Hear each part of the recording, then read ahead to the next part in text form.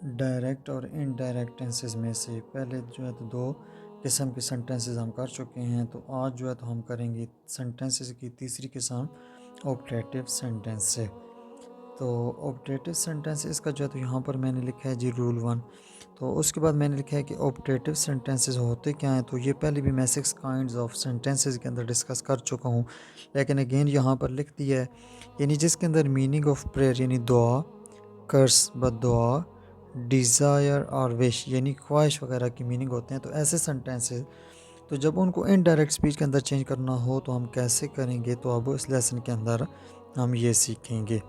तो उसके बाद मैंने लिखा है reporting speech is said to, यानी कि जो हमारी रिपोर्टिंग स्पीच है वो सेड टू ही हो if reported speech begins with may, और इसके आगे मैंने ब्रैकेट में लिखा है for prayer we change reporting speech into prayer to, यानी जो हमारे पास था ये रिपोर्टिंग स्पीच थी सेड टू, तो अब ये चेंज हो जाएगी प्रेड फॉर, तो इसके अंदर इसको चेंज कर दिया जाएगा एंड मे इनटू माइट, और जिसके बाद जो मे का लफ्ज़ था जो कि स्पेशली प्रेयर के लिए यूज़ किया गया था, प्रेयर के लिए, तो उसको माइट के अंदर चेंज कर दिया जाएगा।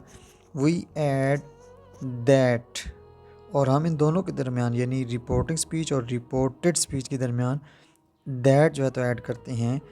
आगे we do not change the tense of reporting speech, pronouns also change. तो अब इसकी एग्जांपल जो है तो देखते हैं। अब देखें इसका जो है पहले जुमला मैंने लिखा है he said to me may you live long, तो अब इसको जब हमने इनडायरेक्ट स्पीच के अंदर चेंज करना चाहा तो अब ये बन गया he prayed for me that I might live long. उसके बाद जो है तो इसका मैंने लिखा है दूसरी एग्जांपल लिखी है the beggar we man said to me go to the hell, तो जब इसको हमने इनडायरेक्ट स्पीच के अंदर चेंज किया तो ये बन गया the beggar we man cursed me. तो अब देखें ये ऊपर जो था उसके अंदर यानी जो पहला सेंटेंस था उसके अंदर दुआ के मीनिंग थे, तो हमने उसको चेंज किया प्रेड फॉर, और ये जो दूसरा इसके अंदर कर्स के मीनिंग हैं, तो लिहाजा इसको हमने कर्स्ड के अंदर जो है तो हमने चेंज किया। तो ये बन गया the beggar we man cursed me that I go to the hell. तो ये भी जो है तो इसका रूल 1 था। तो अब इसके बाद हम इसका डिस्कस करेंगे रूल 2। तो तब तक के लिए इजाज़त, अल्लाह हाफिज़।